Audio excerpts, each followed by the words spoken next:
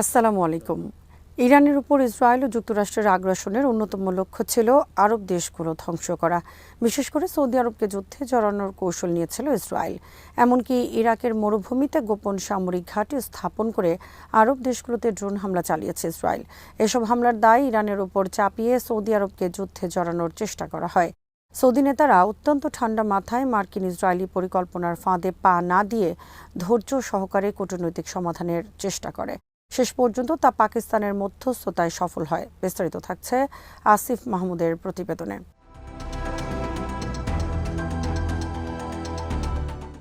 Saudi রাজপরিবারের জ্যেষ্ঠ সদস্য প্রিন্স তুর্ক আল ফয়সাল বলেছেন, উপসাগরীয় এই দেশটি ইরানের মধ্যে যুদ্ধ লাগিয়ে দেওয়ার একটি ইসরায়েলি পরিকল্পনায় পা দিতে অস্বীকার করেছে। প্রিন্স তুর্কি 2 দশকেরও বেশি সময় ধরে সৌদি আরবের গোয়েন্দা বিভাগের প্রধান ছিলেন। তিনি সৌদি মালিকানাধীন সংবাদ মাধ্যম আরব নিউজে এক নিবন্ধে এই মন্তব্য করেন। তিনি উল্লেখ করেন, ডিফ্যাক্টো নেতা ক্রাউন প্রিন্স মোহাম্মদ বিন সালমানের নেতৃত্বে রিয়াদ এই যুদ্ধ কূটনৈতিকভাবে সমাধান করার জন্য কঠোর পরিশ্রম করেছেন। তিনি যুদ্ধ শুরু হওয়ার পর থেকেই তা বন্ধ করতে নানাভাবে উদ্যোগ গ্রহণ করেছেন।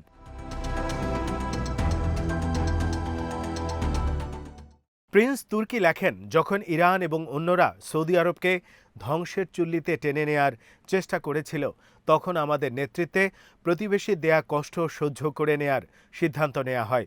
সব ধরনের উস্কানি এড়িয়ে যাওয়া হয়, যাতে নাগরিকদের জীবন ও সম্পদ রক্ষা করা যায়। প্রিন্স তুর্ক আল ফয়সাল আরও বলেন, সৌদি আরব যদি তেহরানের স্থাপনা এবং স্বার্থে আঘাত এনে জবাব দিতে চাইত, তবে তারা তা সহজেই করতে পারত।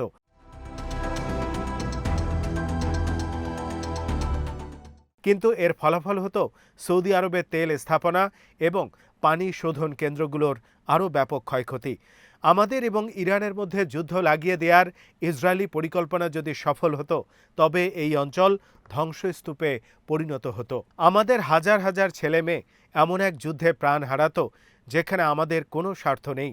ইসরায়েল এই অঞ্চলের উপর নিজের ইচ্ছা চাপিয়ে দিতে সফল হতো এবং আমাদের চারপাশে একমাত্র প্রধান শক্তি হিসেবে টিকে থাকত।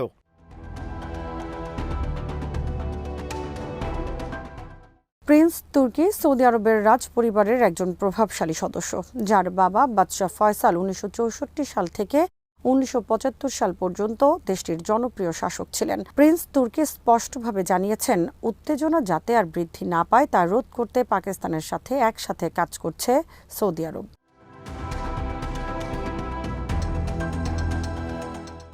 প্রিন্স তুর্ক আল ফয়সাল ইসরায়েল ও আরব আমিরাতের দিকে ইঙ্গিত করে বলেন, যারা যুদ্ধের প্ররোচনা দিচ্ছে, যুদ্ধ নিয়ে অহংকার এবং আস্ফালন চালিয়ে যাচ্ছে, সম্ভবত তারা বুঝতে পারছে না যে তাদের পায়ের নিচ থেকে মাটি সরে গেছে।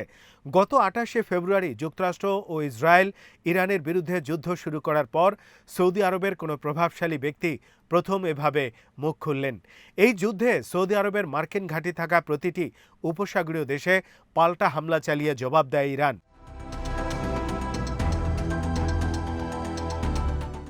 ইরান হরমুজ প্রণালী কার্যকরভাবে বন্ধ করে দেওয়ার ফলে সৌদি আরব ব্যাপকভাবে ক্ষতিগ্রস্ত হয়েছে। এই পথ দিয়ে বিশ্বের অপরিশোধিত তেলের 1/5 পরিবাহিত হয়। গত মাসে সৌদি আরব ঘোষণা করেছে, তাদের পূর্ব পশ্চিম পাইপলাইনে হামলার ফলে প্রতিদিন 7 লাখ ব্যারেল তেল উৎপাদন ক্ষমতা ব্যাহত হয়েছে, যা দেশটির বর্তমান রপ্তানির প্রায় 10%। এই পাইপলাইনটি পারস্য উপসাগরীয় উপকূলকে লোহিত সাগরের ইয়ানবু বন্দরের সাথে যুক্ত করে, যা হরমুজ প্রণালী এড়িয়ে তেল পরিবহনের সুযোগ দেয়।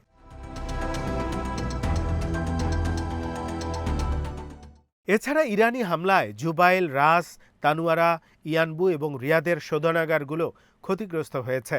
এর ফলে বিশ্ববাজারে পরিশোধিত তেল পণ্যের রপ্তানির উপর প্রভাব ফেলেছে। অনেক বিশ্লেষক ধারণা করেছিলেন, সৌদি জ্বালানি স্থাপনার হামলার প্রতিক্রিয়ায় সৌদি আরব কঠোরভাবে দিতে পারে, কিন্তু একাধিকবার হামলার পরও সৌদি আরব আশ্চর্যজনক নীরবতা পালন করে, বরং যুদ্ধ বন্ধে সৌদি আরবের পরীক্ষিত মিত্র পাকিস্তানকে সামনে আনে।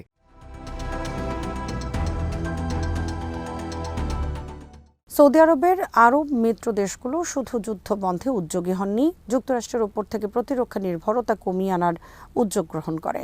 উপসাগরীয় দেশগুলো যুদ্ধ সরঞ্জামের জন্য তুরস্কের দিকে ঝুঁকে পড়ে। একইভাবে পাকিস্তানের সাথে সৌদি আরব ও কাতার প্রতিরক্ষা চুক্তি কার্যকর করার জন্য উদ্যোগী হয়।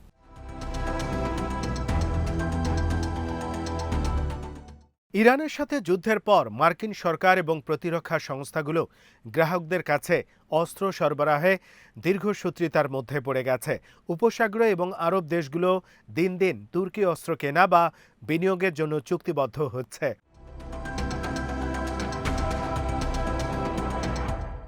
ইরানের বিরুদ্ধে যুক্তরাষ্ট্র ও ইসরায়েলের যুদ্ধ শুরু করার পর কুয়েত, সংযুক্ত আরব আমিরাত, কাতার এবং সৌদি আরবের উপর ব্যাপক চাপ সৃষ্টি করে। এই দেশগুলোর শক্তিশালী আকাশ প্রতিরক্ষা ব্যবস্থা থাকার পর ইরানের হামলায় অসহায় হয়ে পড়ে। এসব দেশে আকাশ প্রতিরক্ষা ব্যবস্থা বসানো হয়েছিল ব্যালিস্টিক মিসাইলের বিরুদ্ধে কার্যকর প্রতিরোধ গড়ে তোলার জন্য। কিন্তু আরব এই রাষ্ট্রগুলো বর্তমানে গোলাবারুদ সংকট এবং ইরানের দূরপাল্লার ড্রোনের কারণে মারাত্মক চ্যালেঞ্জের মুখে পড়েছে। ইরানি ড্রোন হামলায় এই অঞ্চলের বেশ কয়েকটি দূরপাল্লার রাডার সিস্টেম ধ্বংস হয়ে গেছে।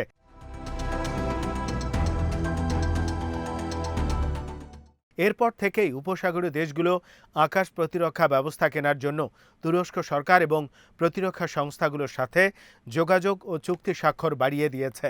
উপসাগরীয় দেশগুলো এখন দেদারসে যুক্তরাষ্ট্রের বাইরে থেকে প্রতিরক্ষা সরঞ্জাম কেনার জন্য নানাভাবে চেষ্টা করছে।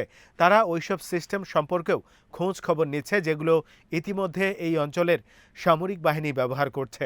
ওমানের মতো ঐতিহাসিকভাবে নিরপেক্ষ অবস্থানে থাকা দেশও এই ধরনের সমরাস্ত্র কেনার দিকে আগ্রহ দেখাচ্ছে।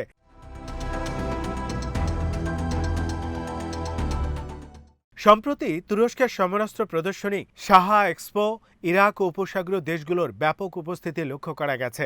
কুয়েতের প্রতিরক্ষা মন্ত্রী শেখ আবদুল্লাহ আলী আবদুল্লাহ আল সাবা, তুরস্কের সমরাস্ত্র কোম্পানি আসেলসান, হ্যাভেলসান, ড্রোন প্রস্তুতকারক বাইকার, সাজোয়াজান প্রস্তুতকারক ওটোকার এবং ইয়ানকো শিপইয়ার্ড সহ তুরস্কের প্রধান প্রতিরক্ষা কোম্পানিগুলো থেকে সামরিক সরঞ্জাম সংগ্রহের জন্য একটি আন্তঃরাষ্ট্রীয় বিক্রয় প্রোটোকল স্বাক্ষর করেছে।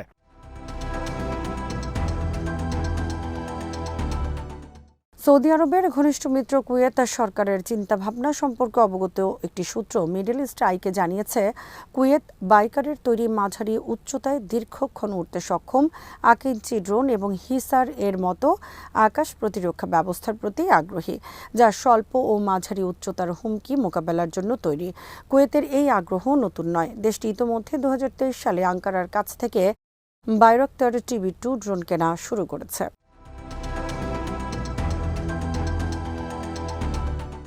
তুরস্কের প্রতিরক্ষা শিল্পের সঙ্গে সংশ্লিষ্টরা জানিয়েছেন, সৌদি আরব এবং কাতার তুর্কি কোম্পানিগুলোর তৈরি ড্রোন বিধ্বংসী ব্যবস্থার প্রতি বিশেষ আগ্রহী।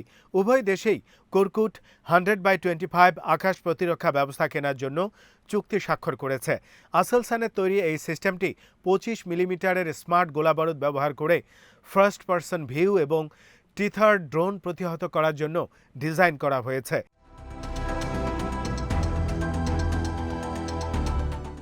সৌদি আরব তুরস্কের নতুন আকাশ প্রতিরক্ষা ব্যবস্থাগুলো কেনার আগ্রহ দেখিয়েছে, যার মধ্যে ছোট ট্রাকে স্থাপনযোগ্য লেজার নির্দেশিত ড্রোন বিধ্বংসী ব্যবস্থা অন্তর্ভুক্ত রয়েছে। তুরস্কের প্রতিরক্ষা শিল্পের সাথে সংশ্লিষ্ট ব্যক্তিরা জানিয়েছেন, উপসাগরীয় দেশগুলো তুরস্কের ভবিষ্যৎ সিস্টেমগুলোর প্রতি আগ্রহী হওয়ার কারণ হল যুক্তরাষ্ট্রের মতো বিকল্প সরবরাহকারীরা প্যাট্রিয়ট এবং থার্ড সিস্টেম ও গোলাবারুদ সরবরাহের ক্ষেত্রে কয়েক বছরের দীর্ঘসূত্রিতার মধ্যে পড়ে গেছে।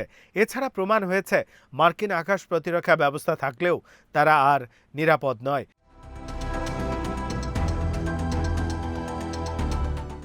শর্ত অনুকূল থাকলে উপসাগরীয় এসব দেশ একই সময়ের মধ্যে তুর্কি সিস্টেমগুলো কিনতে পারে। তুর্কি সিস্টেমের সুবিধা হলো স্থানীয়ভাবে উৎপাদন ও যৌথ উন্নয়নের সুযোগও পেতে পারে। স্বাভাবিকভাবে উপসাগরীয় দেশগুলো তুরস্কে প্রতিরক্ষা সিস্টেমের দিকে ঝুঁকে পড়ছে।